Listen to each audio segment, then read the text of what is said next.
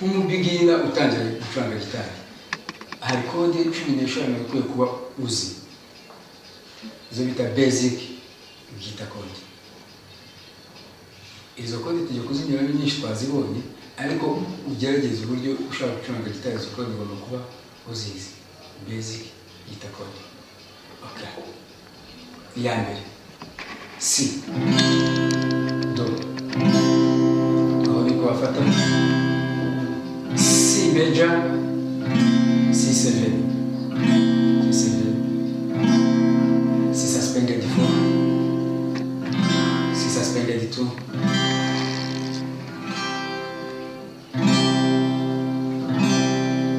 izi kode wagomba kubuzizi. Do major, C major, C7, C suspended 4, C suspended, D minor, D7. Murabona ko ni major, minor, 7. D major, D minor, D7.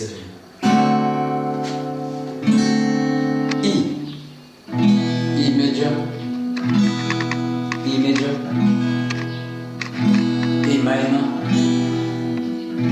A minor, then D7, D7, E minor, na E major.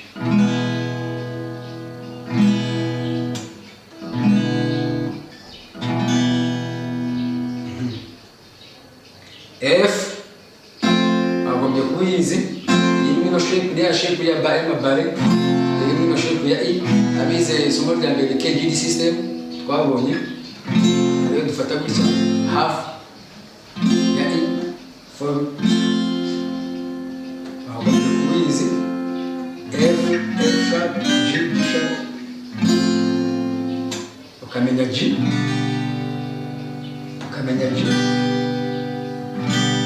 G major, G7,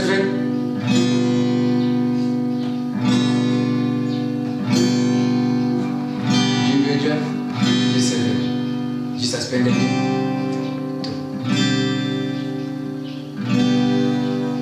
Ndi kwedo wakamenya A major, A minor,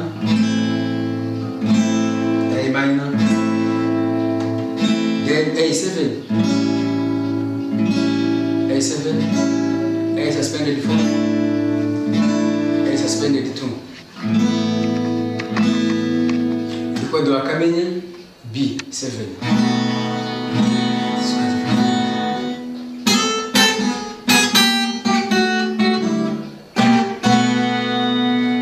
Ending kwa kundo kuchanga bibi.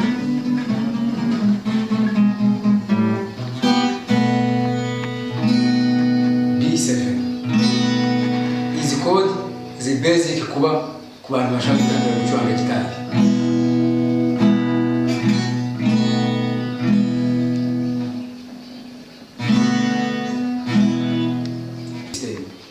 Kugira ngo bibe backward ni formula ya A na formula ya E. Nizo zituma code bazitanga muri backward. Iyo urebye ya formula ya E, ni formula ya E. Twahinduye intoki urabona kaza gukora bare gafata iyo mikara ibara ari finger ibintu kugenda wimuka urabona ya shape ya E twagiye twimuka F niyo backward ya mbere G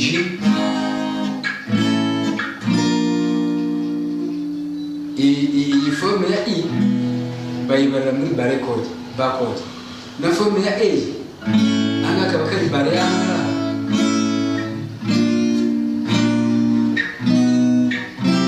ya muri backward tujya amoko abiri ama backward E shape na A shape. Iyo dufite iyi formula rero ya ma E ya E bare backward naho dushobora kubona mu za code minor major 7 dominant 7 turebe iyi ngiyi tuvuge ni F reka turebe G F G G major urutoki urutoki ruhise ruva muri ya bar chord ibaye minor. Iyi ni minor, G minor, G major, G minor, nkuko twareba minor, E minor, E minor. Agahera yo kavuye bibaye 7, G7, cyangwa ashaka kongera ku mugozi wa kuno mugozi ibaye G7, G7, G7, G minor 7. Ukoze bare nanga minor 7, major 7, minor 7, dominant 7, G dominant 7. Ibi ni ubwoko bw'amabare. Aha ni muri forme ya E. Minor, minor, minor, minor, minor.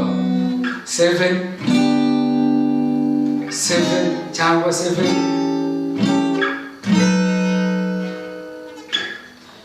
Turebye muri forme ya A. Forme ya A twabonye iyi ngiyi. Nari mu buryo bw'amabare. Bare A sharp, ugakomeza C, C sharp, D gutyo. Noneho minor, minor A twabonye ko ari minor gutyo. Urutoki ruri bare. C minor. Iyi ni C minor muri forme ya A, ariko bayita bare.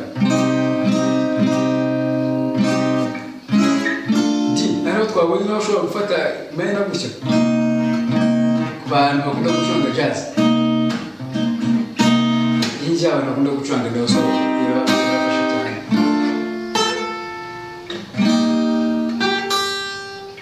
Minor, minor, minor, minor. Forme iri bare. Ubwo izi kode uzizi, amabare kode waba uyarangije. Bar chord. Reka turemo izingenzi naho. Dufatire muri G. G, G major, G minor, G7, G7, G major 7. Izingenzi nizo minor, major, minor, dominant 7, major 7. Suspended it too. 4.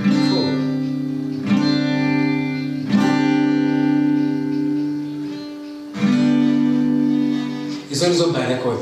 Tuzagenda tudiscussing neza ni. Ambo. Indi chord imwe y'ingenzi. Izo bita power chord. Power chord. Bano bakunda gucuranga rock mento. Izi chord ziri very important. Ba. Power chord, power chord. Power chord uzubaka gute? Dufata rimwe na gatanu na rimwe octave. Reka turebe nka G power chord. Iyi ni gatanu yayo ariyo D. Iyi ni G octave. Uzifata gute? Izi zo bita bar chord. Power chord. Urabona ko ziva muri bar chord. Power chord. Wamanuka kane yayo nayo rimwe gatanu, rimwe gatanu gatanu gatanu. Ana kule kuchanga mimi.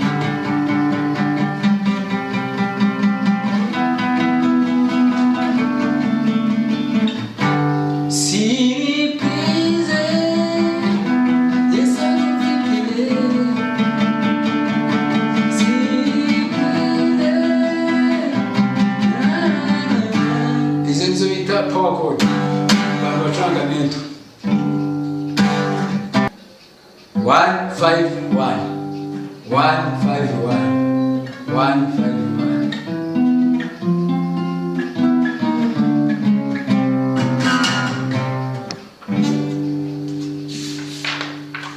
Aha. Murakoze gukurikirana isomo.